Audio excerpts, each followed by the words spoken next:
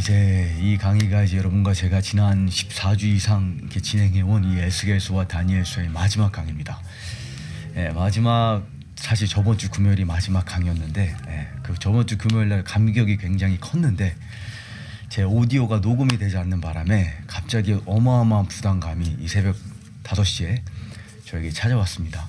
근데 또 여러분과 제가 이 강의를 다시 한번 또 진행할 수 있는 것을 하나님의 은혜로 제가 생각을 하고 지난 14주에서 이 15주 동안 제가 이 강의를 진행을 하면서 육체적으로도 그렇고 정신적으로는 굉장히 많은 한계를 느꼈지만 여러분께는 이 시간이 밤이지만 저한테는 매일 아침 제가 이 매주 새벽 2시에 일어나야 되는 그런 스케줄입니다. 그래서 이 15주 동안 이 강의를 진행하면서 새벽 5시에 머리로 굉장히 복잡한 이 마지막 때 이 성경 본문들을 여러분과 함께 나누는 시간들이 굉장히 저에게도 흥분되고 또 유익한 시간이었지만 또한 굉장히 스트레치되는 굉장히 이것 제 육체적으로는 쉽지 않은 그런 시간이었는데 그럼에도 불구하고 제가 여러분께 참 감사한 마음입니다. 여러분의 그 하나님을 향한 여러분의 굶주림과 예수님에 대한 여러분의 갈망이 아니라면 아마 제가 스스로 이렇게 말씀을 깊이 공부할 수 있는 그러한 은혜와 그러한 원동력과 그러한 힘이 없을 것이라고 생각을 합니다. 사도 바울이 에베소 3장을 보게 되면 너희가 그리스도의 사랑 가운데 뿌리가 박히고 심겨져서 모든 성도와 함께 그 사랑의 높이와 깊이와 넓이와 길이를 깨달아 하나님의 그 넓이와 하나님의 높이와 하나님 아는 지식의 깊이를 온전히 체험하기 위해서는 모든 성도와 함께 멍에를 매야 됩니다. 여러분과 제가 멍에를 맸기 때문에 여러분의 갈망이 새벽에 저를 깨우고 또 저로 하여금 이 성경 본문을 공부할 수 있게끔 이끌고 제 육체적인 한계와 정신적인 한계를 느낄 때 그 말씀에 대한 여러분의 굶주림을 생각함으로 제가 또 다시 하루를 일어나서 성경을 공부하고 그 하나님 아는 그 광산에 들어가서 이 보물을 채굴하는 그럴 수 있는 힘이 있다고 생각을 합니다. 그래서 무엇보다 하나님의 말씀에 대한 또 하나님 아는 지식에 대한 그 여러분의 그 갈망과 굶주림에 대해 다시 한번 감사드리기 원하고 여러분으로 인해서 제가 더 하나님을 깊이 알아가는 것 같아서 감사한 마음입니다. 여러분과 제가 이 마지막으로 다룰 이 다니엘 10장부터 이 12장의 메시지는 사실 굉장히 많은 분량인데 먼저 2장부터 저희가 함께 다니엘서에서 다루었던 이 빅픽처를 간략하게 제가 요약해 드리면서 이 마지막 강의에 담겨있는 이 10장부터 12장에 담겨있는 특별히 왜 꼭 이 본문이 성경에 기록되어야 되는지 이 본문을 우리가 모르면 안 되는 이유는 무엇인지 필수적으로 이 다니엘 10장부터 12장이 전체 이 마지막 때 150장에 감당하고 있는 결정적인 그 역할, 그 요소는 무엇인지 무엇보다 이 속에 담겨있는 예수님의 아름다움은 무엇인지 제가 여러분과 항상 이 강의를 진행할 때 우리가 이 강의를 진행하는 이유와 목적은 우리의 흥미를 만족시키기 위함이 아니라 예수님에 대한 그리움을 더 불붙이기 위함입니다. 예수님에 대한 갈망을 더 불태우기 위함입니다. 예수님을 향한 열정 가운데 우리가 더욱더 압도되기 위함입니다. 내 눈이 아름다운 중에 계신 왕을 볼 것이며 그래서 이 속에 다니엘 10장부터 12장에 담겨있는 예수님의 아름다움을 발견하는 것이 우리에게 가장 중요하다고 믿습니다. 먼저 2장에서 저희가 다니엘의 시대 때부터 이 느부갓네살의 금신상을 통해서 4개의 파트로 구분이 지으셨습니다. 4개의 제국이 등장을 하는데 다니엘의 시대 때부터 예수님이 오시는 재림의 때까지 2500년의 인류 역사를 이 역사를 이제 4개의 제국으로 요약을 하십니다. 근데 가장 중요한 것은 사람의 손이 되지 않은 돌이 하늘에서부터 날라와서 이게 이제 모퉁이 돌입니다. 모퉁이 돌 되시는 예수님을 비유적으로 상징하는데 마치 다윗의 물맷돌이 골리앗의 이마를 깨트리고 그 거인을 무너뜨린 것처럼 그 모퉁이 돌 되시는 예수님이 날라와서 이 신상을 깨 부수고 뱀의 머리를 짓밟고 그 모퉁이 돌이 큰 산이 이루어서 하나님의 나라가 이 땅 가운데 완전히 회복되는 그 하나님의 경륜, 하나님의 그 비밀스러운 계획을 우리에게 계시해 줍니다. 근데 이제 7장에 가서 화려한 그 인간의 역사가 실제 하나님의 관점에서 얼마나 끔찍하고 흉측한지를 우리에게 계시합니다. 바로 끔찍한 괴물의 모습입니다.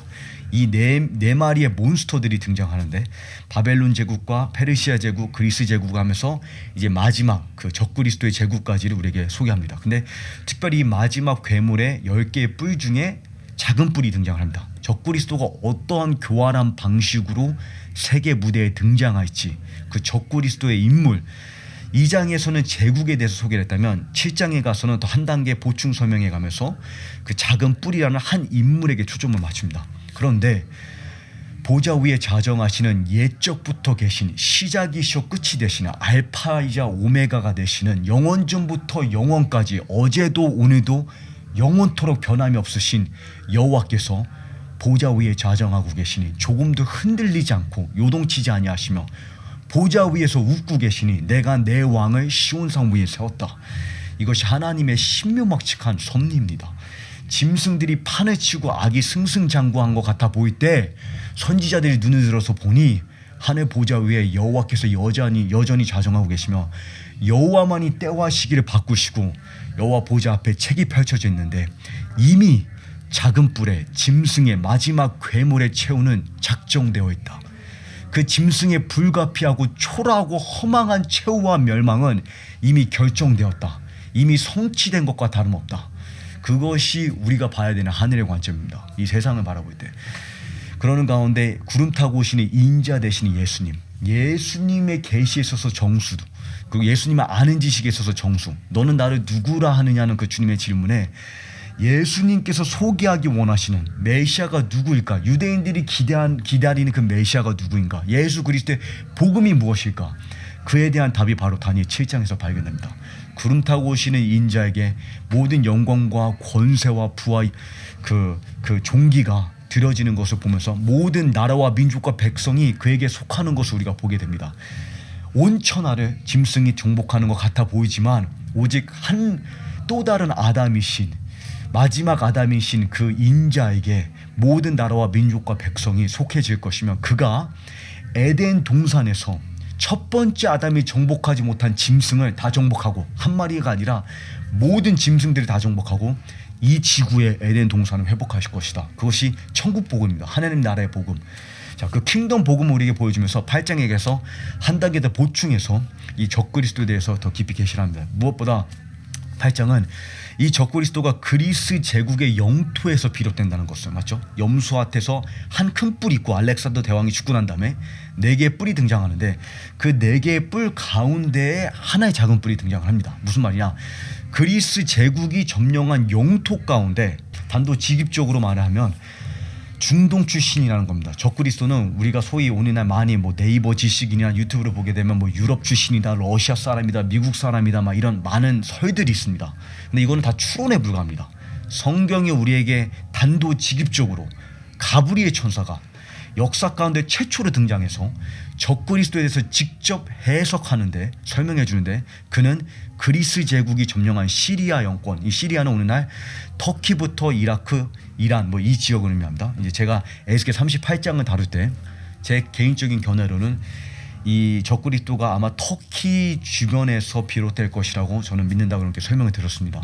근데 어찌되었던지 간에 중동 짐승이며 중동 출신이라는 것을 우리에게 설명해 줍니다. 그러는 가운데 그가 하늘 권세를 받게 될 것이며 용의 권세를 직접 부여받게 될 것이고 용의 형상을 취하고 마치 예수님께서 성자 되시는 예수님께서 아버지의 본체의 형상이시오 말씀이 육신이 되신 것처럼 하나님이 육체를 입은 것처럼 이 작은 뿔은 용이 직접 육체를 입은 용의 형상, 용의 본체 형상을 딴 용의 권세를 직접 부여받은 마치 예수님이 내가 길이요 진리요 생명이 나로 말미암지 않고는 그 누구도 아버지께로 갈 수 없다 말한 것처럼 이 짐승은 마지막 이 적그리스도는 용을 대변하는 용의 본체의 형상이 될 것입니다. 우리가 그것을 보는 가운데 그 최종적인 목표가 예루살렘 성전이라는 것을 우리가 이 8장에 와서 깨닫게 됩니다. 9장은 이제 그것을 또 한 번 더 보충하게 됩니다. 그러니까 이렇게 해서 2장, 7장, 8장, 9장, 10장부터 12장 이렇게 보게 되면 매번 계시가 주어질 때마다 또 다른 추가적인 뭐 특징이나 추가적인 계시가 주어지는 것을 이렇게 보실 수가 있습니다. 그러니까 이것을 같이 조화를 시켜서 전체적인 그림이 지금 어떠한 그림이 주어지고 있는지 이렇게 이해하셔야 됩니다. 자, 9장에 가서는 이제 예루살렘 성전에 맞물려서 이 스토리라인이 전개될 것이라는 것을 설명을 해주는데 특별히 490년이라는 이 숫자를 우리에게 제공합니다. 이 490년이 처음 여러분께서 접하실 때는 복잡할 수가 있는데 그렇게 복잡한 개념은 아닙니다. 제가 이것을 강의 안에서 49라는 이 숫자가 유대인들에게 희년을 의미한다는 것을 이렇게 설명해 드렸습니다. 레위기 25장을 보게 되면 매 49년이 되면 이제 50년째 되는 해에 나팔을 불면서 그 예루살렘 전역에 희년, 그러니까 모든 노예된 자들이 자유케 되고 모든 빛이 탕감되고 잃어버린 땅이 원래 주인에게로 돌아오는 이 만물이 자유케 되는, 그러니까 449년이 희년을 의미하는데 490은 희년이 10번이 쌓인 겁니다. 그러니까 10번이 쌓인 희년, 그러니까 희년의 완전한, 그러니까 최종적인 메시아적인 희년을 의미합니다. 이게 이사야 61장을 의미하죠. 이사야 61장에 여호와의 기름 부으심이 내게 임하였으니 나로 하여금 묶인 자를 자유케 하며 감옥 문을 열고 포로된 자들에게 자유를 선포하며 제 대신 화관을 입혀주고 슬픔 대신 찬송의 옷을 입혀주며 여호와의 희년의 해를 선포하고 은혜의 해를 선포하고 보복의 날을 선포하라. 맞죠? 그 예수님께서 재림하실 때 만물의 희년을 선포합니다. 그게 490년의 비밀입니다. 이해가시죠? 근데 이 490년이 왜 예레미야 70년의 심판이 왜 7배가 증가해서 490년이 되었냐?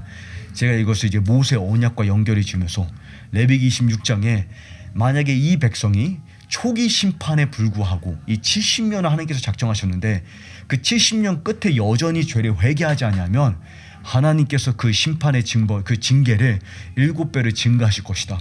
그래서 어떻게 모세 언약, 이 모세의 예언과 마지막 때가 맞물려 있는지를 제가 설명해 드렸습니다. 그러는 가운데 그럼 490년이 어떻게 작동할 것이냐? 무엇보다 예루살렘 도시와 유대인들과 이 스토리라인이, 이 시간표가, 이 하나님의 타임라인이 맞물려 있다. 이 두 가지 요소. 유대인들이 예루살렘 땅에 있어야 됩니다. 그렇기 때문에 2000년 동안 이 타임라인이 일시정지되었다가 이제 마지막 7년이 재개될 수 있는 시나리오와 무대 세팅이 된 것입니다. 이해가시죠? 그래서 제가 490년이 언제부터 어떤 페르시아 왕의 칙년부터 시작돼서 예수님의 초림 때까지 483년이 진행이 되었고 이제 490에서 480을 빼면 숫자 7이 났습니다. 맞죠? 마지막 7년이 있는데 그 마지막 7년이 그럼 언제 다시 재개되냐? 그것을 제가 이제 다니엘 9장 27절에서 이제 적그리스도의 등장과 그 멸망에 가증한 것이라고 불리는 성전 테러 사건을 설명하면서 이렇게 간략하게 정리해 드렸습니다.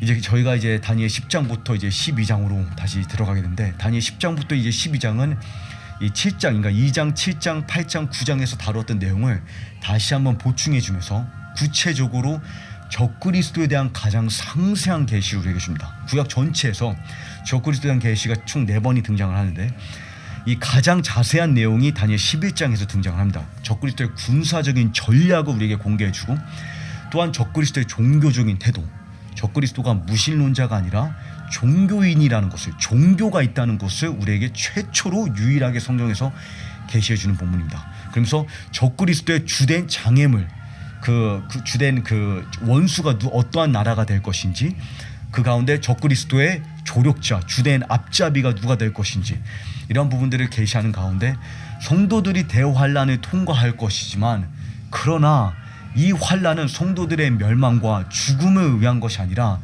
이 진통은 고통스러울 것이지만 진통을 통한 새 생명의 출산이 있을 것이다. 진통을 피할 수 있는 길은 없으나 진통은 결코 무가치하지 않다. 그러므로 다니엘 12장은 대환란 끝에, 그때 그 무덤에 갇혀, 흙에 갇혀 있었던 자들이 흙에서 깨어나서 영원한 생명으로 깨어날 것이다. 성도들의 부활이 정확히 언제인지, 성도들의 휴거가 정확히 언제인지, 그러나 잠시 동안 그들은 칼과 기근과 약탈당함에 넘겨질 것이다. 하나님께서 이런 이들을 작정하셨다. 한때, 두때, 반때 동안 성도들이 작은 뿔에게 넘겨진 바 될 것이다. 그러므로 환난 전에 지구를 탈출할 거는 착각 가운데 살지 말아라. 너의 소망은 죽음도 생명도 천사도 마귀도 끊을 수 없는 부활 대신 예수님의 다시 오심의 소망이다. 너의 유일한 소망은, 우리의 소망은 안전이 아니라 예수님의 다시 오심이라는 것을 우리에게 상기시켜줍니다. 그러므로 죽음아 너의 승리가 어디냐? 사망아 너의 소리침이 어디냐? 무덤아 너의 승리가 어디냐? 사탄아 너의 승리가 어디냐? 그리스도께서 다시 살아나셨고 지금도 하늘 보좌 위에 우리를 위해서 중보하고 계시며 다시 오셔서 입김으로, 고작 입김으로 적그리스도를 죽이실 것이다. 이 다니엘 10장부터 12장에 이러한 하나님의 아름다움이 있습니다. 이 시기가 이 한때 둔때 반때라는 마지막 후 3년 반이 이 마지막 때를 살아가는 모든 성도들이 직면해야 되는, 마치 용광로를 피할 수 없었던 것처럼, 사자굴을 피할 수 없었던 것처럼 하나님께서 작정하신 기한이지만, 그러나 분명한 것은 이 기간은 우리의 무덤이 아니라 우리의 자궁이라는 것을 우리에게 상기시켜줍니다. 그것이 바로 다니엘 10장부터 12장에 담겨있는 하나님의 아름다움입니다. 이것을 우리에게 보여주는 가운데 10장부터 12장이 가장 우리에게 무엇보다 강조하는 것은, 이 본문 속에 우리가 취해야 되는 가장 긴급하고 가장 우선되는 적용점은 바로 깨달음입니다. 깨달음, understanding. understanding이라는 것은, 깨달음은 지식적인, 지적인 information 소유가입니다. 정보를 취하는 것을 말하는 것이 아니라, 이 정보, information이 계시가 돼서 우리의 마음 가운데, 마음에서부터 이것이 우리의 삶으로. 그래서 다니엘이 10장에도 그렇고 11장에 12장에 이 깨달음의 중요성에 대해서 반복해서 강조합니다. 근데 특별히 10장은 어떻게 깨달음이 중보로 연결되는지, 그러니까 마지막 때 우리를 향한, 교회를 향한 하나님의 부르심은 마지막 때를 생존하는 것이 아니라, 종말론적인 재난을 어떻게 하면 탈출하느냐가 아니라, 그 마지막 때 하나님의 능력의 통로가 되어서 하나님께 쓰임받는 도구가 되는 것이다. 하나님의 동역자로 거듭나는 것이다. 그래서 깨달음이 중보로 연결되는 것을 보게 됩니다. 9장에서는 이스라엘의 죄 때문에 다니엘이 금식과 기도를 합니다. 10장에 가서는 그 하나님의 마지막 때 계획을 깨달음에서 기도와 금식으로 반응하는 것을 보게 됩니다. 근데 여기서 이제 특별히 그 기도와 금식이, 제가 믿기로는 예수님께서 마태복음 9장에 신랑이 신부와 함께 있을 때는 신부가 기뻐하고 즐거워하고, 그 신부에게는 지금이 기뻐할 그러한 때이지만 신랑을 빼앗길 날이 오리니, 신랑을 빼앗기게 되면 그때 신부가 애통하게 되리라. 진정한 신부라면 이 땅에서 우리가 그냥 누리고 있는 안정과 안락으로 만족할 수 없고, 예수님이 이 땅에 다시 계시지 않는 것으로 인해서 아파할 수밖에 없다. 그것이 신부됨의 진정한 의미다. 제가 믿기로는 다니엘 10장의 금식 기도가 신랑의 금식 기도라고 믿습니다. 그는 그의 눈으로 직접 구름 타고 오시는 인자를 보았습니다. 예수님의 재림을 보았습니다. 그런데 9장에서 가브리엘 천사가 설명하기를, 다니엘아, 예수님이 재림하기까지 490년이 정해졌다. 너는 그 재림을 맞이하지 못할 것이다. 그것을 깨달았을 때 그 신랑 되시는 예수님에 대한 갈망과 그림을 위해서 다니엘이 평범한 일상의 그 바벨론의 궁전을 누리지를 못하고 금식 기도로 나아가는 것을 보게 됩니다. 그러했을 때 다니엘에게 어떠한 천사의 방문이 있고, 그 깨달음을 둘러싸고 어떠한 영적인 세계의 전쟁이 있는지, 그러니까 우리가 중보 기도자로서 이 물리적인 세계 배후에 어떠한 실제적인 영적인 전쟁이 있는지를 가장 드라마틱하고 그래픽하게 보여주는 본문이 다니엘 10장입니다. 네, 이 다니엘 10장은 또한 이 마지막 때를 더 깊이 깨닫기 위해서, 소화하기 위해서 우리가 어떠한 정체성 가운데 뿌리박히고 심겨져야 되는지 우리에게 그런 부분들을 강조해 줍니다. 그렇게 두 가지, 10장에서 두 가지만 하이라이트하고 이제 11장에서 여러분께 다 이 적그리스도에 대한 특징들이 무엇인지를 보여드리도록 하겠습니다. 자, 본문을 보시게 되면, 자, 10장에 페르시아 왕 고레스 왕이 된 지 3년에 지금 이제 3년이면 이 9장으로부터 2년 뒤죠. 벨드사살이라 불리는 다니엘이 환상을 보는 가운데 말씀을 들었습니다. 그 말씀을 참되며 큰 전쟁에 관한 것입니다. 이 LEB 성경 렉슨 바이블에 보시게 되면 대환란, Great Tribulation에 관한 것입니다라고 단도직입적으로 딱 이야기합니다. 그러니까 지금 10장부터 12장이 무엇이 계시가 되든지 간에 결국 이 환상은 대환란에 대한 설명이라는 것입니다. 이해가시죠? 다니엘은 이 말씀을 분명히 깨달았고 그 환상을 깨달았습니다. 자, 8장에서 분명히 가브리엘 천사가 직접 날아와서 그 환상을 설명해 줬는데, 다니엘이 8장 마지막에 뭐라고 결론을 지냐면, 다니엘이 깨닫지 못해서 근심하고 아파하는 가운데 기절하는 것을 보게 됩니다.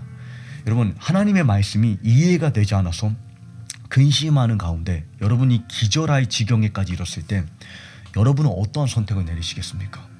누군가는 이해가 되지 않으면 나한테 중요하지 않다라고 결론을 냅니다. 재미가 없으면, 흥미롭지 않으면 나한테 비실용적이라고 결론을 내립니다. 다리에는 정반대의 길을 갑니다. 금식과 기도와 성경 읽기에 삶을 완전히 몰두해서 모든 것을 해로 여기기까지, 모든 것을 배설물로 여기기까지 12년 동안 혈류병을 앓은 여인처럼 그 회중을 뚫고 예수님의 옷자락을 붙잡기까지. 여러분, 그 스토리를 보게 되면 많은 무리가, 큰 무리가 예수님을 둘러싸고 있는데 그 큰 무리가 다 예수님을 만지고 있지 않겠습니까? 근데 예수님 뭐라 말씀하시냐면 누가 나를 만졌다 이러십니다. 누가 예수님 만지긴, 지금 수백 명이 다 예수님을 만지고 있는데 예수님 말씀에는 오직 한 사람만 나를 붙잡았다는 것입니다. 심령이 절박한 그 영혼, 하나님의 말씀을 깨닫기 위해서, 하나님의 능력을 체험하기 위해서 절박한 심령만이 예수님의 주변에 두리번거리고 있는 사람이 아니라 예수님의 옷자락을 붙잡아서 주님의 마음에서부터 능력을 끄집어 당길 수 있는 그런 사람입니다. 그것이 바로 절박한 심령입니다. 그러한 자에게는 하나님의 그 지혜와 계시형을 끌어당길 수 있는 그런 능력이 있습니다. 여러분과 제가 그런 굶주린 심령이 되기를 간절히 소망합니다. 깨달았습니다. 다니엘아, 두려워하지 말라. 내가 깨달음을 얻으려고 하나님 앞에 낮아지기로, 겸손해지기로 결심한 그날부터 깨달음을 얻으려고. 보이시죠?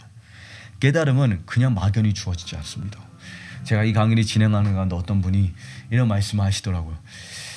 질의문답 가운데 송교사님 이 메시지를 들으면서 너무 역사적인 면, 뭐 고레스, 페르시아, 그리스 역사도 알아야 되고 성경 막 이사야, 예레미야랑도 비교해야 되고 이 머리가 너무 복잡한 것 같은데 어떻게 하면 이것을 이해할 수 있을까? 이해가 되지 않는데, 여러분, 가브리엘 천사가 직접 날라와서 다니엘한테 직접 이것을 설명해 주었는데 다니엘이 이해가 되지 않으면 제가 여러분께 아무리 잘 노력을 해서 설명해 주어도 제가 할 수 있는 영역이 있고 여러분만 할 수 있는 역할이 있습니다. 제가 아무리 최선을 다해서 여러분께 쉽게 설명을 해드리려고 해도 하나님의 그 비밀스러운 계획 속의 섭리 가운데 하나님은 굶주린 자에게만 깨달을 수 있도록 이 말씀을 이러한 방식으로 의도적으로 이렇게 저술하셨습니다. 하나님이 원하셨으면 성경책을 만화책처럼 쓰실 수가 있었겠죠. 네이버 웹툰처럼 쉽게 풀어 쓰실 수가 있었겠죠.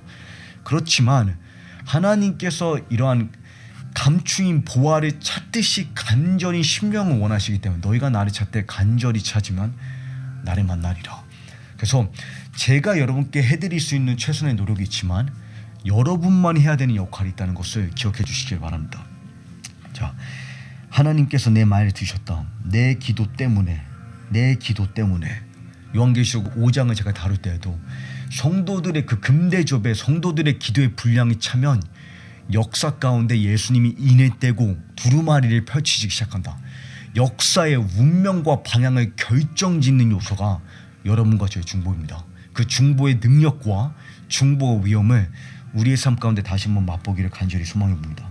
자, 13절에 그러나 페르시아 왕이 이 페르시아의 공중 권세자가 21일 동안 나를 막았다.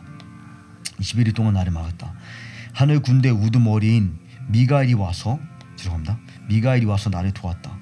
이제 내가 마지막 날에, 자 보시죠, 마지막 날에 내 백성에게, 이 두 가지 요소를 여러분께서 주목하셔야 됩니다.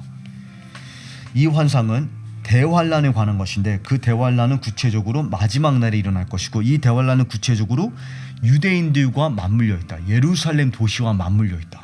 그것을 깨달을 때, 자 보십니까? 무슨 일이 일어날지 알게 하여 주려고, 깨달음을 주려고 왔다. 자, 무슨 말이냐면 우리가 막연히 그냥 추상적으로 이스라엘을 위해서 기도하는 데는 귀신들에게 큰 위협이 되지 않습니다. 그런데 여러분과 제가 대환란과 마지막 때와 이스라엘과 유대인들, 예루살렘 도시에 대한 하나님의 계획을 깨닫기 시작하면 페르시아의 군주가 여러분과 저의 삶을 협박하기 시작합니다. 페르시아의 군주가 다니엘이 사자굴에 집어넣은 이유는, 사자굴을 통해서 죽이려고 했던 이유는 그냥 막연히 중보하는 사람이었기 때문이 아니라 중보 기도는 다니엘 말고도 많은 사람들이 했습니다. 구체적으로 다니엘이 마지막 때 이스라엘의 대환란과 그것이 성도들과 어떻게 맞물려 있는지를 깨닫기 시작했을 때 그것을 가로막기 위해서 페르시아 군주가 일어납니다. 여러분의 삶 가운데 마지막 때에 대한 깨달음이 주어지기 시작하면 여러분이 협박하는 귀신들의 움직임이 증가한다는 것을 기억하시고, 그러므로 어느 때보다 중보 기도로 여러분의 삶을 무장하고 여러분의 가정을, 그랬을 때 하나님께서 미가엘 천사와 가브리엘 천사를 여러분에게 보내주셔서 여러분의 삶을 보하시고 여러분에게 초자연적인 계시를 가져다 주시기를 간절히 소망해 봅니다. 자, 그러는 가운데 제가 9장에서도 하이라이트한 한 가지, 여러분께서 대충 그냥 지나치시면 안 되는, 우리가 대충 스쳐 지나가면 안 되는 중요한 진리가 있습니다. 무엇이냐면 마지막 때 하나님의 계획을 깨닫기 전에 먼저 우리는 하나님 안에, 하나님 보실 때 우리가 어떠한 존재인지에 대한 정체성 가운데 뿌리가 박히고 심겨져야 됩니다. 하나님 보실 때 우리가 얼마나 큰 사랑과 행복과 기쁨의 대상인지, 주님께 얼마나 소중한 존재인지를 깊이 깨닫고 그 진리 가운데 우리를 바라보시는 그 예수님의 애정과 억제할 수 없는 그 예수님의 흘러넘치는 기쁨, His heart, my heart overflows, 내 마음에 억제할 수 없는 강물이 넘쳐 흐른다라고 말씀하셨어요. 그 기쁨의 강물이 흘러넘치는데 당신의 백성을 바라볼 때 헵시바라 말씀하시는 그 예수님의 마음에 그 들끓는 애정, 들끓는다 표현한 이유가 호세아 11장에 내가 어떻게 너를 소돔과 고모라처럼, 내가 어떻게 너를 포기하겠느냐, 내 마음은 여전히 너를 기억하고 있으니 나는 내 마음에 국률이, 내 창자에서부터 국률이 들끓는다. 그 주님의 마음 가운데 우리가 분명한 정체성을 발견해야 됩니다. 그러할 때 비로소, 오직 그러할 때 비로소, 이 마지막 때를 강의하다 보면 어떤 분들은 완전 그냥 종말론 극단적인 그런 메시지들에만 매료되시는 분들이 있습니다. 적그리스도가 누구고 짐승의 표가 누구고 무엇이고 음녀 바벨론이 언제 등장하고, 또 어떤 분들은 아가서의 메시지에만 완전 나는 예수님의 아름다움만이 좋아요. 여러분, 예수님의 아름다움은 아가서이냐 요한계시록이냐의 차이가 아닙니다. 요한계시록과 아가서는 불가분한 사이입니다. 맞물려 있습니다. 어린 양 되시는 예수님과 유다의 사자 되신 예수님은 분리시킬 수가 없습니다. 우리 예수님의 아름다움은 그 둘 다르지 않은 것입니다. 그런데 그 유다의 사자 되신 예수님의 계획을 이야기해서 먼저 그 주님의 너그러운 마음과 그 주님의 깊은 애정 가운데 우리가 그 마음에 기대할 수 있는 은혜가 필요합니다. 그러한 자만 하나님의 계획을 이해할 뿐 아니라, 인지할 뿐 아니라 그 계획에 동역하는 자리로 거듭날 수가 있습니다. 이해하십니까? 그래서 이 다니엘 10장에 내 주여, 내 힘이 다 빠져서 숨쉬기조차 어려우니, 그냥 지식적으로 이 메시지를 소화할 수 없는 것뿐이 아니라 육체적으로 힘이 없다는 것입니다. 내 주종이 어떻게 주와 함께 말을 할 수 있겠습니까? 18절에 그러자 그가 말씀하셨습니다. 오 큰 사랑을 받는 사람아. 여기서 큰 사랑을 받는 사람아, 이 표현이 한 영어 표현에는, 영어 성경에는 Oh greatly treasured, 예수님께 크게 보물과 같은 존재야. 예수님께 얼마나 큰 보배와 같은 존재인지, 너는 나의 보배이다, 너는 내 눈에 소중한 자이다. 그 진리가 깨달아지고 선포될 때, 우리의 삶 속에 이 진리가 선포될 때, 그럴 때 강하고 강하여라. 그가 이렇게 말을 하니 그제야 나는 힘이 생겨서 말할 수 있었습니다. 주여, 주께서 내게 힘을 주셨으니 말씀하십시오. 만약에 마지막 때가 깨달아지지 않고 소화가 안 되고 소화할 수 있는 힘이 없다면 이 진리 가운데 충분히 뿌리 박히고 심겨지지 않기 때문입니다. 이해가시죠? 여러분께서 삶 속에 얼마나 많이 그 주님의 기쁨의 강문을 마셔야 되는지 다시 한번 깨달으면서 그것을 결단하시기 바랍니다. 이 진리가 여러분의 삶 가운데 과업이 되기를 간절히 소망합니다.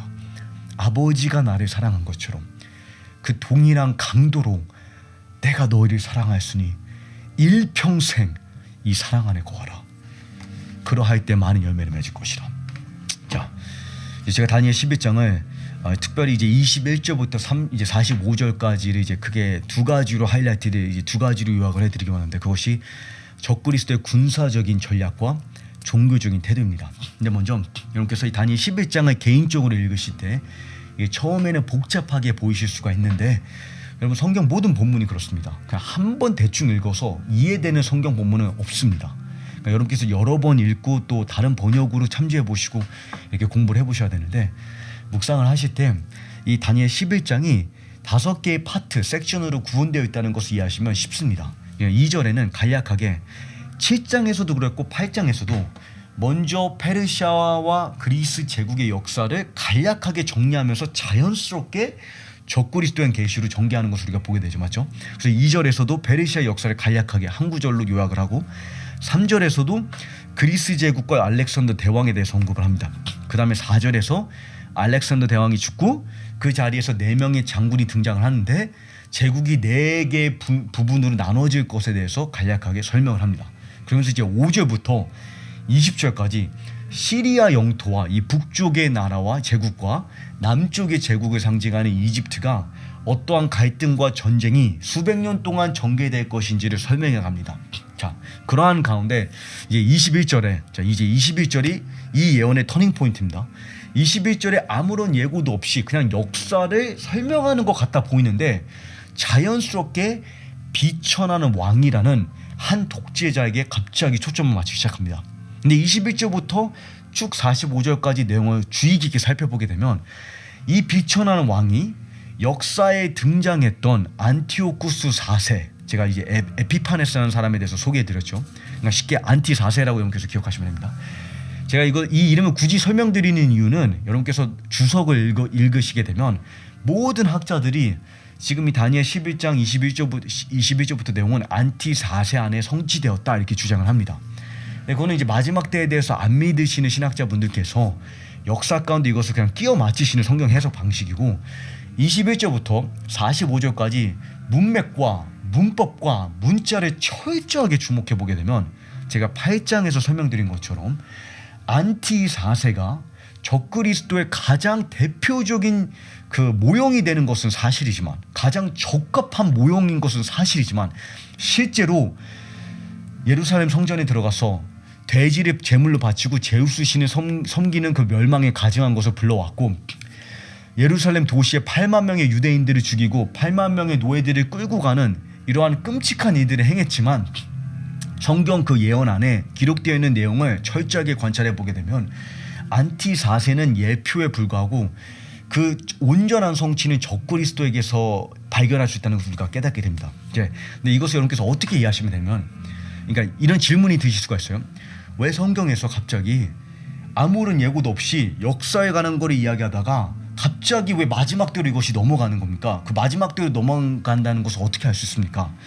문맥을 보면 알 수 있고 문자 안에 어떠한 내용들이 예언하고 있는지를 보면 여기서 분명히 아실 수가 있습니다. 근데 분명한 것은 성경에 이러한 예언의 방식이 많다는 것입니다. 그러니까 예수님에 대해서 예언할 때도 이러한 내용들이 많고 그러니까 제가 몇 가지 예를 들자면 시편 22편에 다윗이 자신의 삶 가운데 고난을 하나님께 토해냅니다. 자신이 겪고 있는 고난과 고통을 하나님께 토해내는 가운데 갑자기 중간에 아무런 예고도 없이 예수님께서 십자가에 달리셨을 때 성취할 그 예수님에 대한 메시아에 대한 예언이 다윗의 입술과 다윗의 고통을 모형으로 해서 선포되는 것을 보게 됩니다. 이해하시죠?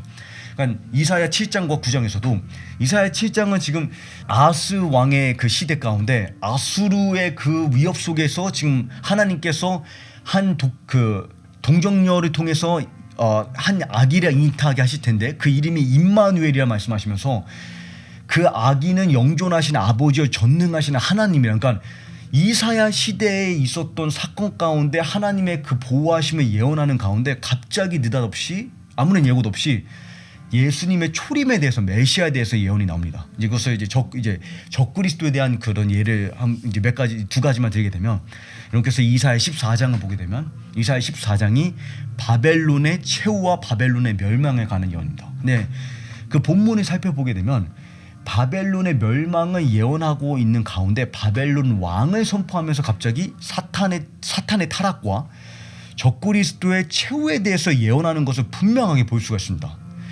에스겔 28장에서도 두로 왕에 대한 심판을 선포하라 이렇게 말하면서 갑자기 사탄이 하나님 보호자에서부터 타락한 내용이 나옵니다. 이해하십니까? 무슨 말이냐면 두로 왕에 대한 심판인데 두로 왕을 초월해서 최종적인 두로 왕, 최종적인 바벨론 왕, 적그리스도에 대한 예언이 갑자기 주어지는 것입니다. 그러니까 다니엘 11장도 이것이 이제 성경 해석학에서는 예표론 또는 모형론이라고 표현합니다. 영어로는 타이폴로지라고 표현합니다. 무엇을 예표로 삼고 두로 왕을 예표로 삼고 그 배후의 최종적인 두로 왕인 최종적인 바벨 왕 적그리스도에 대한 예언입니다. 이해하시죠? 자, 다니엘 11장 21절부터 45절이 그런 식으로 역사에 대해서 하나님께서 성취하시는 가운데 역사에서 갑자기 마지막 때를 전개한다는 것을 여러분께서 이해하시는 것이 중요합니다. 자, 이제 여기서 제가 딱 두 가지만 이제 하이라이트 드리도록 하겠습니다. 군사적인 전략과 적그리스도의 종교적인 태도. 자, 이 군사적인 전략의 섹션을 여러분께서 보실 때 많은 분량이 담겨 있기 때문에 제가 여기서 이제 하이라이트 몇 가지만 하이라이트 한다는 것을 먼저 설명을 드릴 텐데, 먼저는 이집트라는 나라와 그러니까 남쪽 왕과 북쪽 왕의 전쟁을 계속 묘사해 줍니다.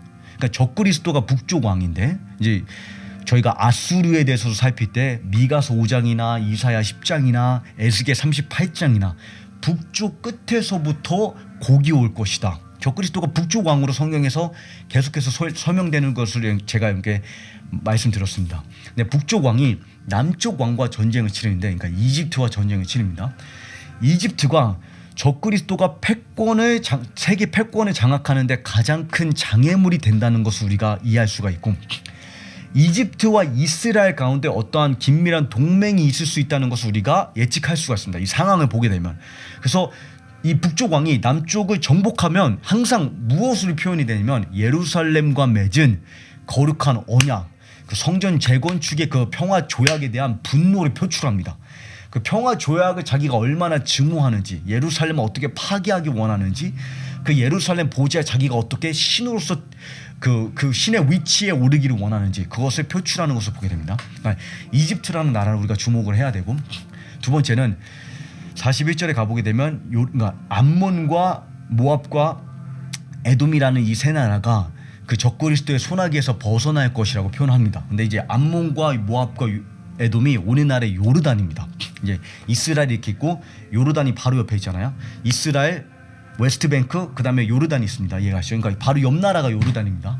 그러니까 이 요르단에 대해서는 제가 이사야 34장이나 에스겔 35장 같은 본문을 다룰 때 에돔 지역의 마지막 때 스토리라인을 이렇게 자세하게 설명을 드러났습니다. 그래서 어떻게 요르단이 마지막 적그리스도의 조력자 역할이 될 것인지, 이집트가 마지막 때 적그리스도의 장애물이 될 것인지, 그러니까 이스라엘이 어떻게 이집트를 자신의 거짓된 피난처로 삼게 될 것인지, 그러니까 이런 스토리라인들이 다른 성경과 연결을 지어야지만 보일 수 있다는 것을 여러분께서 이해하시기 바랍니다. 자, 그런데 제가 이제 군사적인 전략을 이제 그 본문을 보여드리기 전에 이것을 여러분과 제가 왜 알아야 될까요? 제가 지금 방금까지 설명드린 내용만 해도 여러분이 처음 들으실 때는 좀 복잡하게 들릴 수가 있습니다. 내가 굳이 적그리스도가 이집트와 전쟁을 벌인다, 요르단과 관계가 있어 동맹을 맺을 것이다, 그거 알아서 나랑 무슨 대한민국에 무슨 상관일까?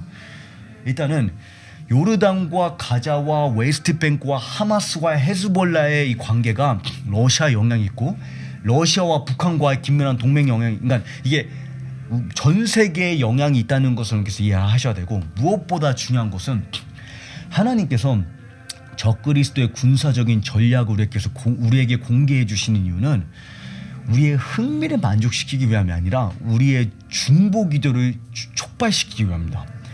예수님께서 마태복음 24장에 그 날과 그때가 겨울에 임하지 않도록, 안식일에 임하지 않도록 기도해라.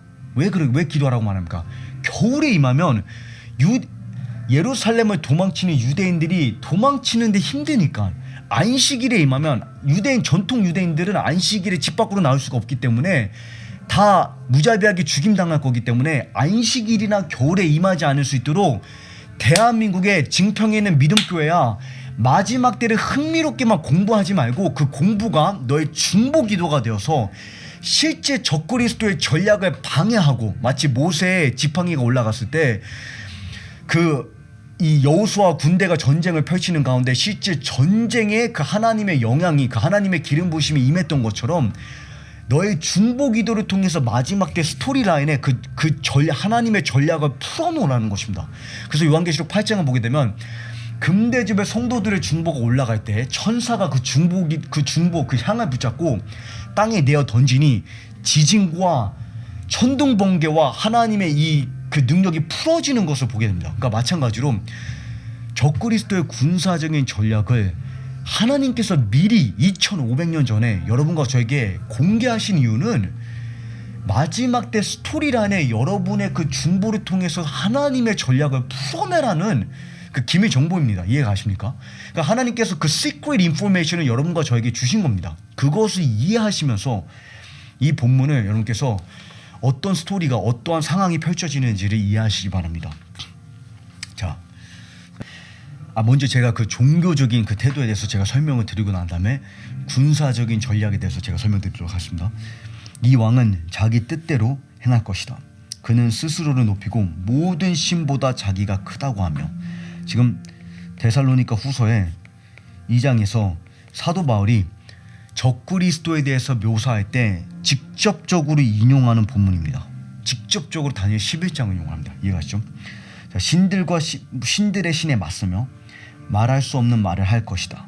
이 입에 대해서, 그 적그리스도의 이 말재주와 웅변에 대해서 제가 여러 번 강조해 드렸죠. 하나님께서 노하시고 그 노가 그칠 때까지 하나님께서 작정하신 심판 기간이 있는데 그는 잘 될 것이다. 형통할 것이다. 하나님께서 이런 일이 일어나도록 정하셨으므로 반드시 그렇게 될 것이다. 제가 지금 여러분께 이 진리를 씨름하라고 말씀드렸습니다. 환란을 탈출할 것을 기대하고 있다 보면 우리는 치명적인 결과를 초래하게 됩니다. 하나님이 정하신 기간이 있는데 그러므로 적그리스도가 잘 될 것이고, 하나님 리더십의 실수이기 때문이 아니라 하나님의 그 지극히 거룩하고 선하신 지혜로운 섭리 가운데 적그리스도가 형통할 것이다. 이 일을 정하셨으므로. 그래서 요한계시록 17장을 가보시게 되면 하나님께서 이 열왕으로 하여금 짐승에게 자신들의 권세를 바치게끔 하시니 이는 하나님 마음에 뜻한 바를 성취하기까지 그렇게 하나님께서 정하셨기 때문이라. 하나님께서 정하셨기 때문에. 이해가십니까? 37절에 그는 스스로 자기를 모든 것보다 크게 높일 것이며 자기 조상들의 신이나, 여기서 이제 이 37절이 어떤 식으로 전개되는지를 그래서 주목하시기 바랍니다. 모든 신 위에 자기를 높일 것인데 특별히 두 부류의 신을 대적을 합니다. 첫 번째 신, 자기 조상의 신이라고 소개되는 신입니다. 두 번째 신은 여자들이 사랑하는 신. 이 개역개정이나 다른 성경 본문을 보게 되면 여자들이 갈망하는 것, 이렇게 표현합니다. 여자들의 갈망. 그래서 여기서 이제 많은 학자들이 자기 조상들의 신이라는 표현을 듣고 적그리스도는 유대인이다, 적그리스도의 인종에 관한 것이라고 주장을 펼치거나, 아니면 여자들이 사랑하는 것, 여자들에 대한 갈망이 없다, 동성애자다, 이런 추론을 펼칩니다. 네, 여러분, 제가 성경 해석을 할 때 문맥이 그 본문에 담겨있는 의미를 결정짓는다고 설명을 드렸습니다. 이해가시죠? 문맥이 가장 중요합니다. 37절에 지금 이 적그리스도가 무엇을 대적하는지, 그의 인종에 관한 것도 아니고 그의 성적인 취향에 관한 내용이 아닙니다. 지금 본문은 적그리스도가 모든 신들을 향해서 전쟁을 선포하는데, 모든 신들을 위해 가장 높은 두 부류의 신이 있는데 그게 누구냐?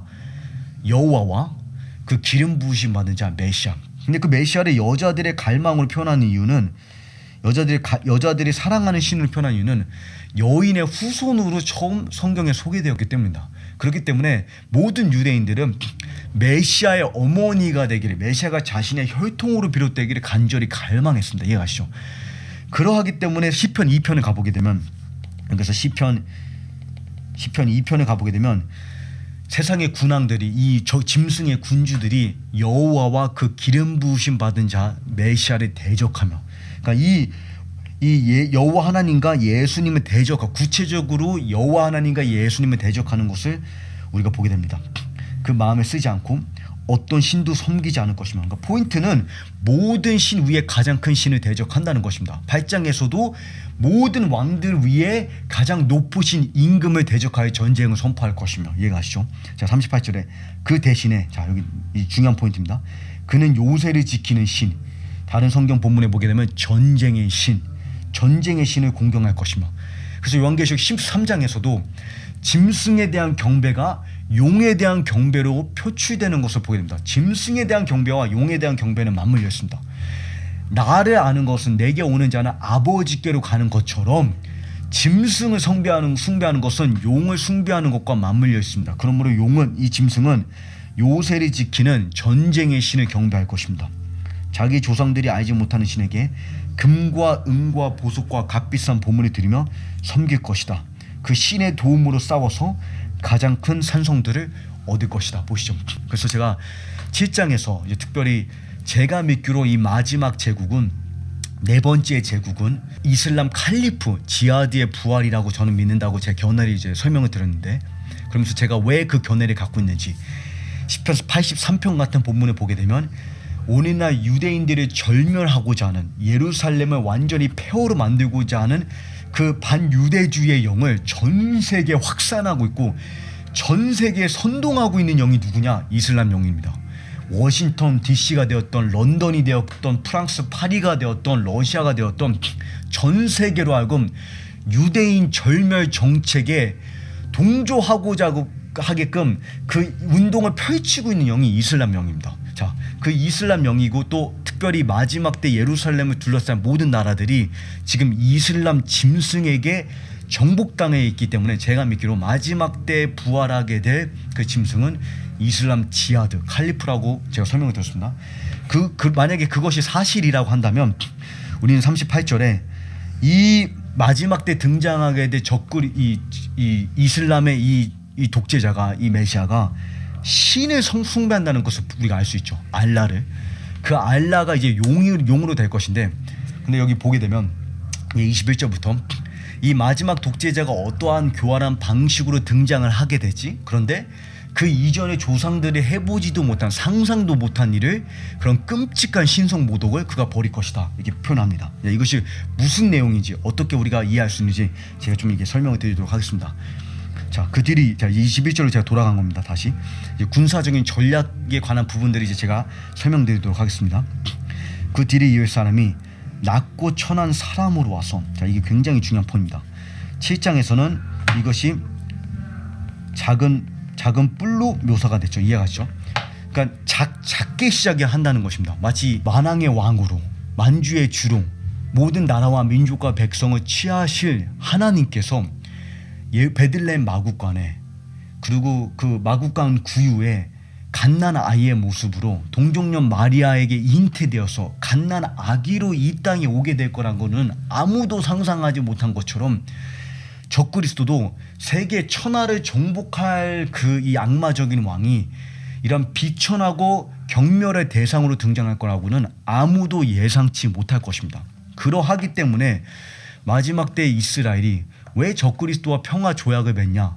평화 조약을 맺는 이유는 그가 자신들의 메시아라고 믿기 때문이 아니라 너무나 낮고 비천하기 때문에, 만만한 대상이기 때문에 자신들이 얼마든지 통제할 수 있다고, 자신들의 군사적인 기술과 전략과 군사적인 힘으로 이 왕을 통제할 수 있다고 믿기 때문에 평화 조약을 맺는 것입니다. 이해하십니까? 그러니까 이 스토리 라인이 우리가 기대하는 것처럼 유대인들이 그냥 너무 무식해서 메시아로 영접할 것이다, 이것과는 제가 믿기로는 굉장히 다른 스토리 라인이 펼쳐질 것입니다. 자, 그러나 평화로운 때에 와서, 평화로운 때, 그래서 제가 평화 조약이 맺어지고 에스겔 38장 같은 본문을 보게 되면 울타리도 없고 창살도 없고 대문도 없는 이스라엘의 평안하다, 안전하다 하는 때에 야수가 그 먹잇감을 사냥하듯이 갑작스럽게 이 짐승의 시체가 공개되면서 그가 용의 권세를 부여갖고 무적행에서 올라오면서 초자연적인 능력으로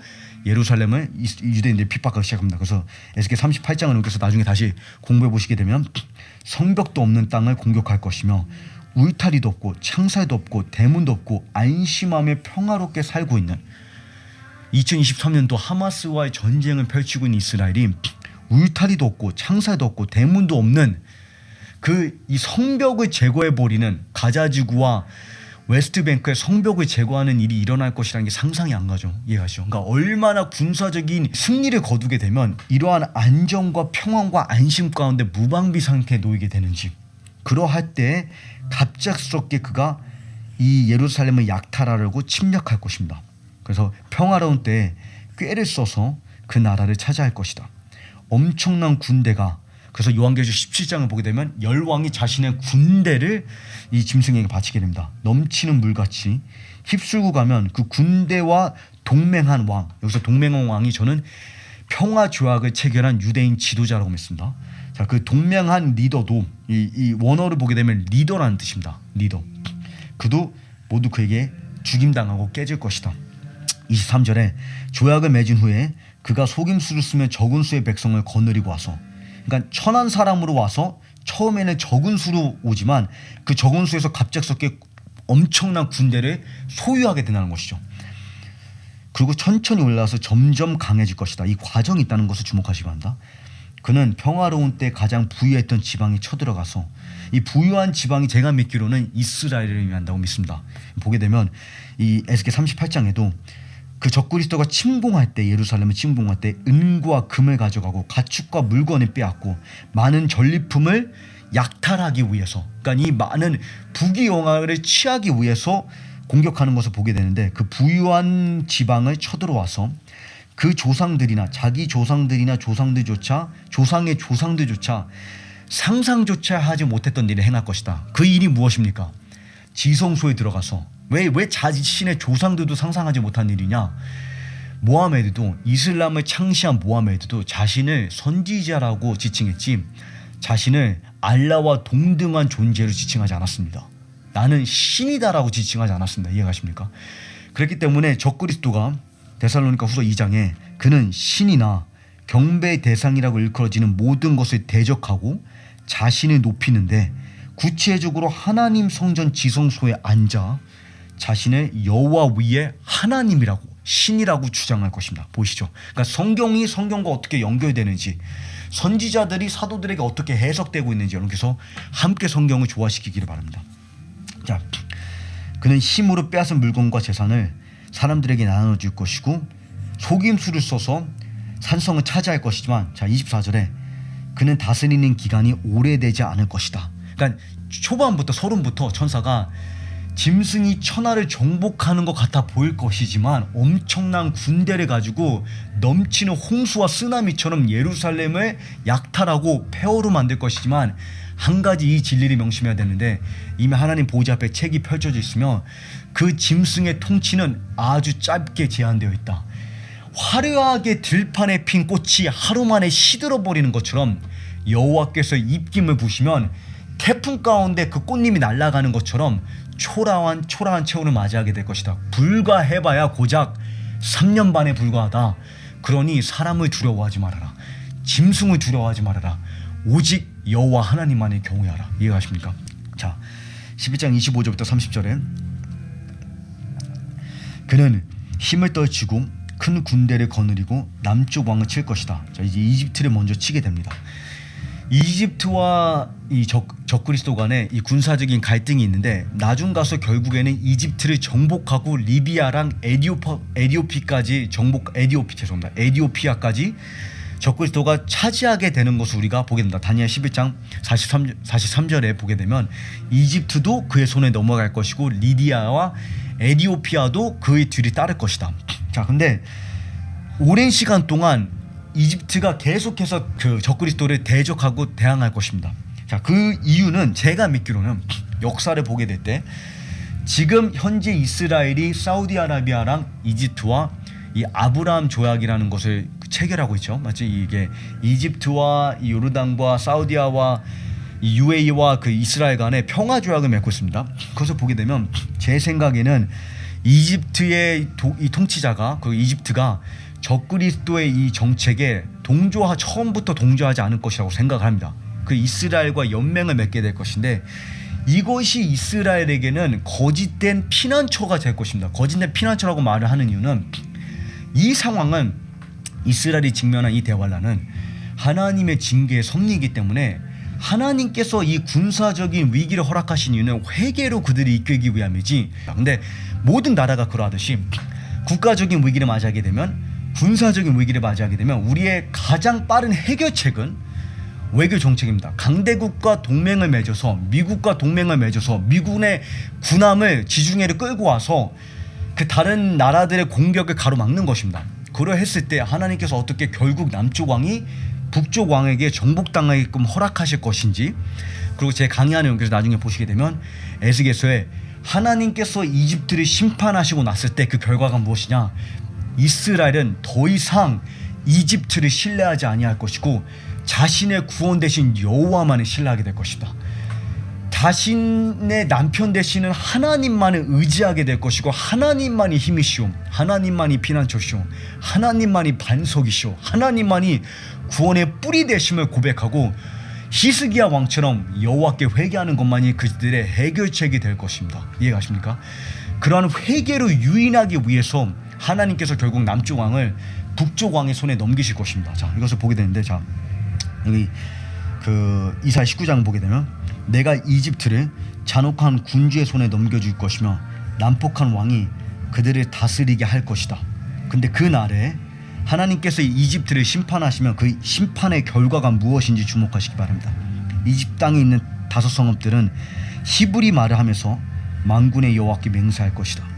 그 가운데 한 성읍은 방해 성읍이라 불릴 것이지만 그 날에 이집트 땅 한복판에 그 중심에 여호와께 드리는 제단이 세워지겠고 이집트 국경선에 여호와께 드리는 기념비가 세워질 것이다.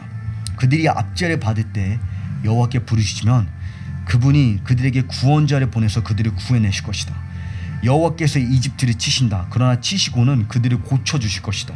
회개로 유인할 것이다. 이해가십니까? 그 날에 이집트에서 아시리아로 가는 큰 길이 생겨서 이집트 사람들과 아시리아 사람들이 함께 예루살렘에 와서 여호와를 예배할 것이다. 이 이집트는 이스라엘과 함께 에덴 동산의 영역으로 회복될 것이다. 그러니까 하나님의 목적이 무엇인지 주목하시기 바랍니다. 마침 요셉의 시대 때 가뭄이 그 지역을 치고 돌아왔을 때 이스라엘을 하나님께서 살리시기 위해서 애굽으로 인도하신 것처럼 이집트가 그 이스라엘 백성들이 피난하는 그런 장소가 될 것이지만 하나님께서는 이스라엘의 구원의 뿌리 되시는 예수님께로 회개로 인도하시기 위해서 임시적으로 적그리스도에게 이집트를 정복할 수 있는 권한을 주신다는 것입니다. 근데 이 정복은 결국에는 하나님께서 고쳐주시고 치유하실 수 있도록 하나님께 부르짖을 수 있도록 회개로 유인하는 하나님의 섭리라는 것을 우리는 볼 수 있어야 됩니다. 자, 이제 북쪽 왕이 이집트를 치고 그의 마음은 거룩한 약속, 원어를 보게 되면 거룩한 언약입니다. 언약. 이 거룩한 언약이 다니엘 9장에서 제가 자세하게 설명을 드렸죠. 그러하기 때문에 제가 여기서는 이제 설명을 드리지 않겠습니다. 근데 이 거룩한 언약을 어기는데 한 번 어기는 것이 아니라 여러 번 그것을 표출한다는 것을 여러분께서 이해하셔야 됩니다. 제가 지금은 자세하게 설명을 드리지 않겠지만 8장에서 2300일이라는 숫자가 주어졌고 9장에서 1260일, 그러니까 숫자가 여러 개가 주어집니다. 그러니까 이 숫자가 언제부터 시작되는 것이냐, 멸망에 가증한 것이 수삼년반이 시작될 때 주어지는 것이냐, 아니면 그 전에 적그리스도가 언약을 배반하냐. 언약을 배반하는 게 28절에도 있고 30절이죠. 30절에도 거룩한 약속을 한 사람에게 분풀이를 할 것이다. 보시죠. 그러니까 적그리스도가 한 번 언약을 배신하는 게 아니라 여러 번 걸쳐서 자신의 참모습을 공개할 것인데 최종적으로 제사를 금지시키고 최종적으로 예루살렘 성전을 멸망시키게 되는 사건은 바로 그 멸망에 가증한 것을 세우는 사건이 되는 것을 여기서 이해하시면 됩니다. 자, 근데 30절에 여러분께서 이 한 가지를 주목하셔야 되는데 기띔의 배들이 와서 그를 침으로 그가 두려워서 철수할 것이다. 이 기띔의 배들이 지중해에 있는 군함을 의미합니다. 지금 오늘날로 보게 되면 하마스와 헤즈볼라가 이스라엘을 완전히 폐허로 만들고 싶은데 이란이 그 상황 가운데 개입을 하고 싶고 터키가 그 상황 가운데 개입을 하고 싶지만 미국 군함이 지중해에 있는 것으로 인해서 터키와 이란이 쉽게 개입하지 못하는 것처럼 이 마지막 때 기띔의 배라고 표현되고 있는 지중해의 어떠한 군함이 이스라엘과 협력할 것이고 동맹을 맺을 것이며 그러한 관계로 인해서 적그리스도가 쉽게 이집트를 침공을 못할 것이고 예루살렘을 쉽게 한순간에 정복을 못한다는 그러한 상황을 우리가 보게 됩니다. 그래서 이제 나중에 41절인가요? 44절에 가게 되면 동쪽에서와 북쪽에서도 그에게 많은 큰 우려되는 소문들이 들릴 것이다. 그러므로 그가 두려워서 많은 이들에게 재앙을 가져올 것이다. 무슨 말이냐면 천하를 정복하는 것 같지만 결국 천하를 정복하지 못한다는 것입니다. 히틀러나 스탈린에 비해서는 더 큰 제국을 형성할 것이지만 모든 나라와 민족과 백성과 방언을 전 세계를 소유하는 것은 오직 예수님뿐이며 적그리스도는 고작 3년 반밖에 통치하지 못할 것이고 잠시 화려하게 샛별처럼 떴다가 오물처럼 땅에 처박히게 돼 던져지게 돼 운명에 불과하다. 그러므로 45절에 마지막에 가서는 그를 도와줄 힘이 아무것도 없을 것이다. 자, 보이십니까?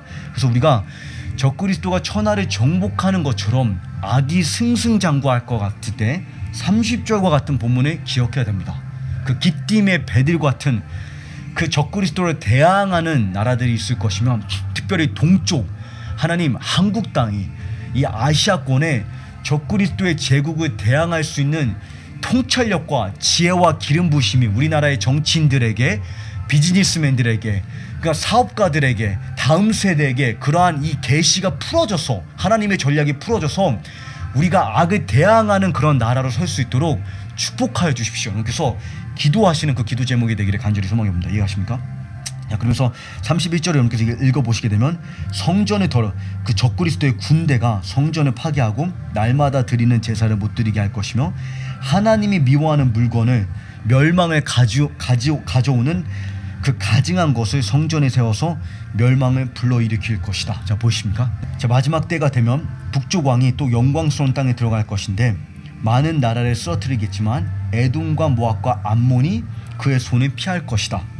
그의 손아귀에서 벗어날 것이다. 보시죠. 그래서 제가 요르단이 어떻게 마지막 때에 에서의 최종적인 복수이자 하만의 종말론적인 장대이자 사탄의 종말론적인 병기로 사용될 것인지 에스겔 35장에서 자세하게 다뤘습니다. 그래서 여러분께서 에스겔 35장을 강의 안에 참조하시되 여기서 다시 한번 기억하실 것은 원래 에돔 이 요르단을 향한 하나님의 부르심은 모압 여인 룻처럼 나오미의 재앙의 때 야곱의 환난의 때에 나오미를 돕고 살리는 그 며느리의 역할을 감당하는 것인데 그 피난처가 되는 것인데 그래서 이사야 16장을 보게 되면 모압아 나의 쫓겨난 자들이 너와 함께 거하게 하라.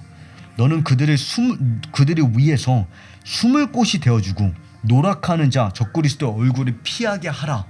이것이 그들의 부르심인데 그들은 룻의 길을 선택하는 것이 아니라 오히려 에서의 길을 선택하는 것을 보게 됩니다. 그래서 에스겔 35장에 그들이 옛적부터 영원 전부터 한을 품고 이스라엘 족속의 환난의 때에 곧 그들의 죄악의 마지막 때에 칼의 위력에 그들을 넘겨주었다. 야곱의 환난을 절호의 기회로 삼고 야곱의 파멸을 추구할 것이다. 그러므로 하나님의 정한 기한이 다 차고 나면 이스라엘에 대한 하나님의 징계의 섭리가 다 이루어지고 나면 여호와께서 친히 에돔에게 복수하실 것이다. 여호와께서 복수하시는 날이요 시온의 송사리 외에서 신원하시는 해라. 에돔의 신하는 변화해서 역청이 되고 그 땅은 유황불이 될 것이다. 보십니까? 이집트와 정반대의 운명을 맞이하는 것을 보게 됩니다. 이집트는 결국 회개로 인해서 에덴 동산의 지역으로 영역으로 회복될 것이지만 에돔은 결국 하만의 길을 선택함으로 인해서 에서의 복수를 성취함으로 인해서 하나님께서 그 땅을 지상 지옥이 되게끔 하실 것입니다. 자, 이 스토리라인이 다니엘 11장에 함축되어 있다는 것을 여기서 이해하셔야 됩니다. 자, 그 45절에 주목하시기 바랍니다. 그는 바다와 영광스럽고 거룩한 산 사이에 바다는 지중해를 의미합니다. 영광스럽고 거룩한 산은 시온산을 의미합니다.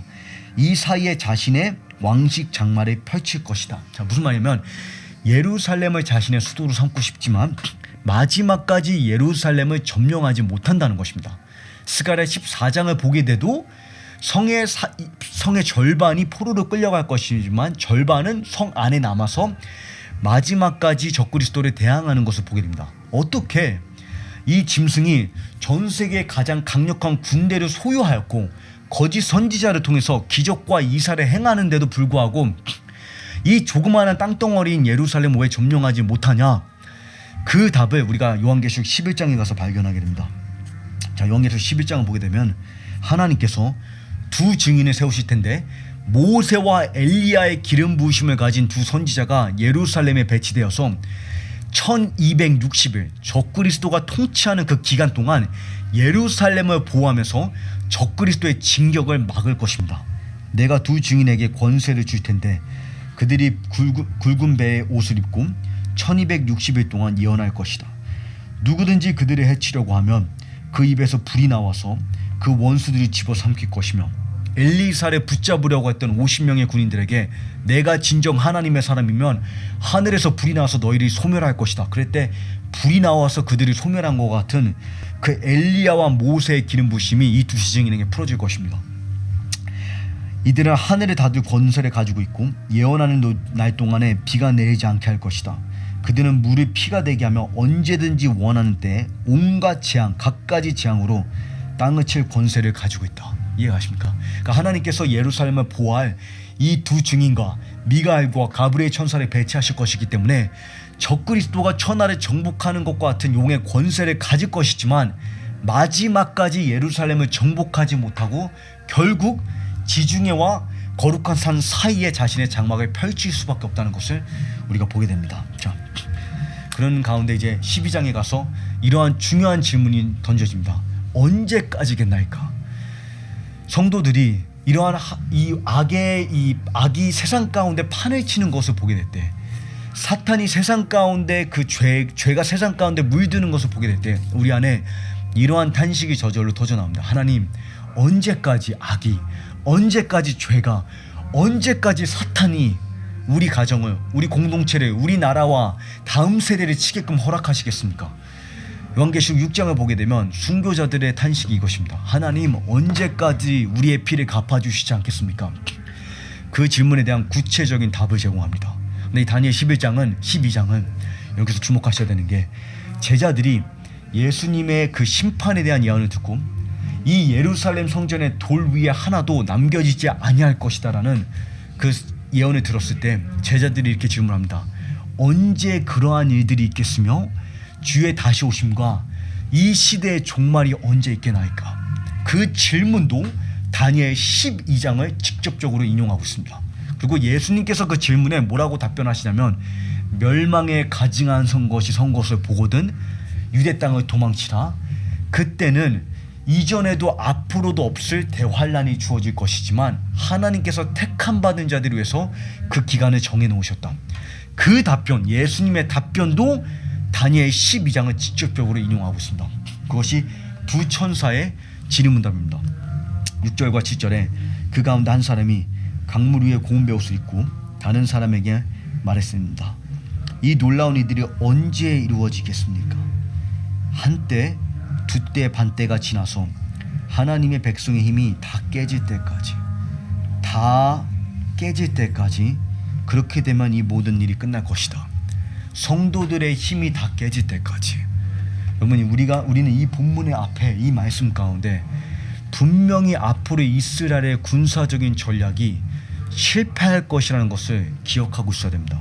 저는 지금 이 하마스의 전쟁이 실패할 것이라는 말이 아니라 또는 하마스한테 이스라엘이 전쟁에서 지기를 원한다는 것이 아니라 앞으로 장차 하나님의 지혜롭고 거룩한 섭리 가운데 하나님은 이스라엘의 군사력을 파괴하실 것이고 이스라엘의 경제를 쇠하게 하실 것이며 이스라엘의 힘을 완전히 다 깨트리시는 지경에까지 이끌고 가실 것입니다. 그렇게 하시는 이유는 이스라엘을 파멸시키기 위함이 아니라 야곱을 불구자로 만들기 위함이 아니라 환도뼈를 쳐서 사랑하는 예수님의 품에 기대게끔 유인하기 위함입니다. 인간은 다른 해결책이 있으면 하나님은 원하지 않습니다. 예수님이 필요하지 않습니다. 예수님의 십자가와 보혈을 원치 않습니다. 그러나 하나님의 모든 그 길의 출구를 가로막으시면 호세아 2장에 내가 그녀가 도망칠 수 있는 길을 가시 덩쿨로 감쌀 텐데 그러할 때 비로소 그제야 그녀가 첫 남편에게로 돌아올 것이다. 하나님을 남편으로 영접하게 될 것이다. 그러므로 하나님께서 이스라엘의 군사력과 그 힘을 완전히 깨트리실 것이라는 것을 기억하면서 그것이 이러한 원칙이 여러분과 저의 나라에도 저의 공동체 가운데 우리가 살아가는 그 세대 가운데 적용된다는 것을 기억하면서 군사력과 경제와 국가적인 안보의 방책이 있어서 사람의 방법과 사람의 힘을 의지하는 것이 아니라 우리가 외교 정책이 불필요하다는 이야기가 아니라 군대가 없어야 된다는 말이 아니라 결국에 교회는 회개와 마음을 찢고 너희가 여호와 하나님을 구하면 그가 너에게 축복을 내리실지 어찌 알겠느냐. 내 백성이 마음을 찢고 여호와 앞에 회개하면 하나님께서 하늘에서 들으시고 한 천사를 보내서 18만 5천 명의 아수르 군대를 무찌르실 수 있다는 것입니다. 히스기야 왕의 길이 우리의 길이 되어야 합니다. 이해가 가십니까? 하나님께서 그러한 때까지 인도해 가실 것입니다. 한때, 두때, 반때 1260일 동안 이스라엘의 모든 군사적인 국가적인 방책이 다 소멸되고 완전히 깨어지는 때 오직 예수님의 십자가만이 그들의 반석이 될 것이며 오직 예수님만이 그들의 구원의 뿔이 되실 것입니다. 그러므로 우리가 마지막으로 기억해야 되는 한 가지는 이 기간은 이스라엘의 스토리도 그렇고 또 이 마지막 때를 살아가는 성도들에게 무덤이 아니라 자궁이라는 것을 다시 한번 명심해야 됩니다. 하나님은 이 기간을 통해서 교회를 파괴하는 것이 아니라 이스라엘을 파멸시키는 것이 아니라 결국에는 회개와 회복을 이끌 것이고 이 스토리의 끝은 새 생명의 출산이다. 성도들의 부활로 끝날 것이다. 그러므로 그때 내 민족을 지켜주는 미가엘 천사가 일어날 것이다. 나라가 생긴 때부터 그때까지 없었던 큰 환난이 있을 것이다. 고통이 있을 것이다. 그러나 그때 내 백성들 그 책에 하나님 책에 적힌 이름이 적힌 사람은 누구나 구원을 받을 것이다. 땅 흙 속에 자고 있는 사람 가운데 많은 자들이 깨어나며 어떤 사람은 영원한 생명을 받고 또 다른 이들은 영원한 부끄러움과 수치를 받게 될 것이다. 성도들의 부활과 악인들의 부활이 환난 끝에 주어지는 것을 우리가 보게 됩니다. 그러므로 이 스토리는 우리를 이 한 가지의 진리로 이러한 정체성을 우리를 초청합니다. 깨달음의 백성이 될 것을. 마지막 때를 우리가 그냥 구경하고 쳐다만 보고 있는 것이 아니라 이 스토리라는 깨달았을 때 너희가 하나님께서 이 일을 정하셨으므로 한때 두때 반때 동안 성도들이 작은 뿔에게 넘겨질 것이지만 그러나 오직 자기 하나님 아는 백성은 오직 깨달음의 백성은 짙은 밤하늘에 궁창의 별처럼 더욱 환하고 더욱 눈부시고 더욱 영광스럽게 예수님의 극상의 가치를 비출 것이다. 예수님의 지혜와 아름다움을 이 세상 가운데 빛비출 것이다. 그것이 여러분과 저의 운명이자 여러분과 저를 향한 하나님의 약속이자 여러분과 저를 향한 하나님의 부르심이자 지금 이 순간 여러분과 저를 향한 하나님의 초청장입니다. 그 초청장에 여러분께서 반응하시기를 간절히 소망해 봅니다. 그가 언약을 깨트리고 악하게 행동해서 많은 사람을 미혹시킬 때 하나님을 아는 백성은 자기 하나님을 아는 자들은 굳게 서서 용감하게 행동할 것이다. 백성 가운데 지혜로운 사람들은 많은 사람을 가리킬 것이지만 오랫동안 칼과 불길과 사로잡힘과 물건을 빼앗기는 약탈당함에 힘이 빠지고 약해질 것이다. 그들은 약해 쓰러질 때 조금 도움을 받을 것이지만 미가엘 천사와 가브리엘 천사와 하나님께서 초자연적인 세계를 열 것이지만 몇몇 지혜로운 자들은 죽임을 당할 것이다. 모든 민족이 나로 인해서 너희를 미워할 것이고 환난 가운데 넘겨줄 것이며 나 때문에 너희를 죽일 것이다. 그러나 이 상황은 성도들이 단련되고 깨끗해지고 하얗게 돼서 정결케 되는 마지막 때 교회는 거룩한 신부로 단장될 것이다. 마지막 때는 생존이 아니라 단장입니다. 이 상황을 우리가 그냥 어떻게 하면 살아남느냐가 아니라 하나님의 능력의 통로가 되어서 더욱더 용감하게 여호와를 아는 백성은 굳게 서서 용감하게 행동하는 때입니다. 이해하십니까? 이런 일은 하나님께서 정하신 때까지 있을 것이다. 지혜로운 사람은 많은 이들을 의의 길로 이끌어서 별처럼 영원히 빛날 것이다. 그러므로 여러분 마지막 때 여러분과 제가 에스겔서부터 다니엘서를 공부한 이유는 그냥 우리의 흥미를 만족시키기 위함이 아니라 하나님의 전략과 하나님의 계획과 하나님의 목적과 하나님의 비밀을 봄으로 인해서 더욱더 거룩한 신부로 단장되기 원하고 깨달음을 소유해서 깨달음이 우리의 중보를 불러일으키고 하나님의 계획 가운데 동역해서 하늘에 페르시아의 군주가 지금 일어나서 이란이 예루살렘과 이스라엘을 완전히 멸절시키고자 하는 이때에 여러분과 제가 사는 지금 이 2023년도 12월 달에 페르시아의 군주는 전쟁을 선포했습니다. 여러분과 저는 어떠한 삶을 선택하겠습니까? 이 상황을 그냥 구경하고 MBC 뉴스를 시청하고 있는 것이 아니라 금식과 기도와 신랑 되신 예수님에 대한 그리움과 갈망으로 공중 권세자들을 무찌르고 미가의 천사를 끄집어 당기고 혈류병을 앓은 여인처럼 예수님의 옷자락을 붙잡아서 주님의 마음으로부터 그 풍성한 능력을 끌어당기고 큰 사랑받는 자라는 정체성 가운데 용감하게 하나님을 아는 친밀함 속에 용맹을 떨치면서 깨달음의 백성이 되어서 많은 이들을 깨달음으로 지혜로 그 궁창의 별이 되는 그 삶으로 인도하는 그런 하나님의 통로가 되기를 간절히 소망해 옵니다. 여러분, 하나님만이, 성령님만이 여러분에게 그러한 용기와 그러한 담대함과 그러한 계시를 주실 수 있지만 깨달음을 취하는 것은, 예수님의 옷자락을 붙잡는 것은 여러분의 선택입니다. 원띵의 삶은 여러분의 라이프 스타일입니다. 여러분과 제가 다니엘처럼 그런 삶을 결단하기를, 깨닫기를 결단할 때 다니엘아, 하나님께서 내 말을 들으셨도다. 여러분과 제가 그러한 사람이 되기를 간절히 소망해 봅니다. 제가 기도하고 오늘 이 말씀을 마치도록 하겠습니다. 하나님 감사합니다.